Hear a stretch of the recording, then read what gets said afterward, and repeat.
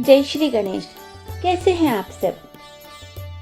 मेरे ख्याल से आप सभी बहुत अच्छे होंगे। तो हेमा शर्मा अपने YouTube चैनल पर एक ऐसा कंटेंट लाई है जो हम सब के लिए जानना बहुत ज़्यादा ज़रूरी है। हम भगवान के बहुत करीब रहना चाहते हैं, हम ईश्वर के बहुत करीब पहुंचना चाहते हैं, लेकिन कुछ तौर तरीके हमें मालूम ही नहीं है। अरे मुझे भी नहीं पता था, अभी अभी कुछ चीज़ें पता चली है तो आपसे कहने का मन कर दिया और यह वीडियो तुरंत ही बना लिया और अपलोड करने जा रही हूँ। क्या होता है, कई बार कई लोग पूरा वीडियो सुनते ही नहीं हैं, और हाँ, जो हमारे वीडियो को लास्ट तक देखते हैं, सुनते हैं, उन्हें हेमा शर्मा की तरफ से बहुत बहुत धन्यवाद। ना सुनना, कहते हैं ना, अधूरा ज्ञान किसी भी काम का नहीं।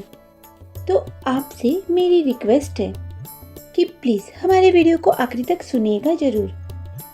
ये हम हमेशा ही कहते हैं अपने वीडियो में, लेकिन कोई कोई वीडियो सही में बहुत ज़्यादा इम्पोर्टेंट होते हैं जो हमारे लिए जानना सुनना ज़्यादा ज़रूरी है। तो चलिए टाइम वेस्ट ना करते हुए हम आगे बढ़ते हैं। देवी देवता तो भाव के भूखे हैं, ये बात तो हमने कई बार सुनी होगी, सुनी है ना? क्या ये सच है, लेकिन यह पूरा सच भी नहीं है कि सिर्फ वो भाव के ही भूखे हैं।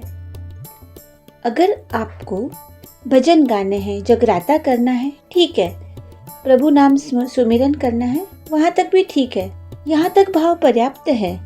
लेकिन मंत्रों का जाप बिना सीखे समझे करेंगे तो हम अपने जीवन में बहुत बड़ी गलती कर सकते हैं। पूजा अर्चना का एक सुनिश्चित विधान है, विज्ञान है। हम पूजा तो कर लेते हैं बिना कुछ जाने समझे, मंत्र उच्चारण भी कर लेते हैं बिना कुछ जाने समझे, और यदि फिर हमारी इच्छा अनुसार हमें चीजें नहीं प्राप्त होती है, हमें वो प्रार्थना का कोई फल नहीं मिलता, तो हम क्या करते पता है? भगवान से, देवता से, धर्म से, अर्चना से, श्रद्धा से अपना मन हटा लेते हैं कि चलो हमने इतना किया, मिला तो हमें कुछ भी नहीं है।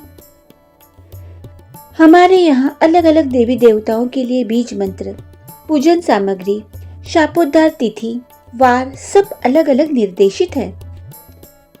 कहते हैं ना, गणेश जी को बेलपत्र चढ़ा दी जाए और महादेव को दुर्वा चढ़ा दिया जाए, और यहाँ हम कह दें कि भगवान तो भाव के भूखे हैं। ये बहुत बड़ी गलती होगी हमसे। यहाँ भाव को आड़ में हम नहीं ले सकते। गणेश जी को दुर्वा और महादेव को, भोलेनाथ को बेलपत्र चढ़ना ही उचित है, तभी भगवान हमसे प्रसन्न होंगे। चतुर्थी, नवमी और चतुर्दशी के दिन कोई अनुष्ठान शुरू करने से परहेज किया जाता है। रुद्री कराने के लिए कुछ तिथियों की मनाही है। किसी तिथि को शिव समाधि में होते हैं, हमारे भोलेनाथ समाधि में रहते हैं, साधना में बैठे रहते हैं, और कभी कभी माँ पार्वती के साथ रहते हैं, तो कभी कभी वो स्मशान में आनंदोत्सव में रहते हैं।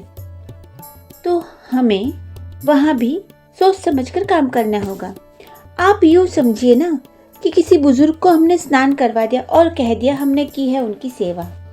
यदि जैसे अभी सर्दियों का मौसम है, विंटर सीजन है, ओके, और इन सर्दियों में भोर में, सुबह में यदि किसी बुजुर्ग पर एक बाल्टी ठंडा पानी डाल दिया और कह दिया हमने तो बहुत बड़ी सेवा कर ली, उन्हें स्नान करवाया है, क्या वो आशीर्वाद देंगे?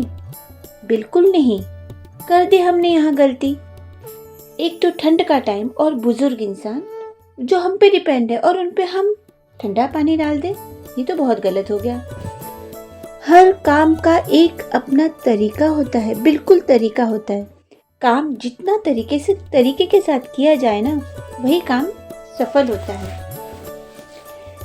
बिना गणेश जी का नाम लिए कोई भी अनुष्ठान व्यर्थ हो जाता है।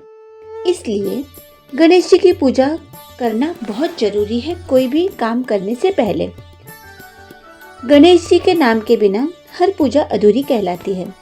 सर्वप्रथम गणेश जी का ही नाम लें, फिर पूजन की शुरुआत करें। हनुमान जी के पूजन के पहले माता सीता और प्रभु श्री राम जी का नाम लेना जरूरी हो जाता है, क्योंकि हनुमान जी तो तभी खुश होते जब माता सीता और राम जी को हम सच्चे मन से पुकारते हैं, उनका नाम स्मरण करते हैं। मंत्र आदि पहले योग्य व्यक्ति से सुनिए, किसी अच्छे पंडित से, किसी अच्छे महाराज से, जो ज्ञानी हो, जो सही में ज्ञानी हो, पहले उनसे सुनिए, फिर सुनाइए उन्हें कि हमने सही कहा है या नहीं। अगर उन्होंने कहा आपने सही कह दिया, तब जाके उसे पढ़े। गायत्री मंत्र का केवल मानसिक जाप कर सकते हैं। कुछ चीजें बिल्कुल भी छेड़छाड़ के योग्य नहीं हैं। एक समय था जब गुरुकुल से शिक्षा ली जाती थी और वहां पर शिक्षा लेने के बाद इंसान अपनी योग्यताओं पर खरे उतर जाता था। गुरुकुल की शिक्षा, आजकल कहाँ ऐसी शिक्षाएं मिलती है, ऐसा कहाँ ज्ञान मिलता है, नहीं मिल पाता।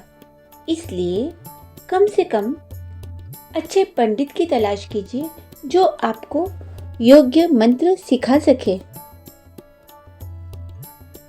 माँ बगलामुखी का कोई भी मंत्र, सिद्ध कुंजिका स्तोत्र और महामृत्युंजय मंत्र बिना उचित निर्देशन के कभी नहीं पढ़ना चाहिए। जरा सी भी यदि गलती हो गई ना, तो लाभ के बजाय हमें हानि हो जाएगी। अब वाकई में उन सभी को मैं थैंक्स कहना चाहूंगी दिल से, जिन्होंने सच में हमारा वीडियो पूरा सुना है। कुछ तो जानकारी आपको मिली ही होगी।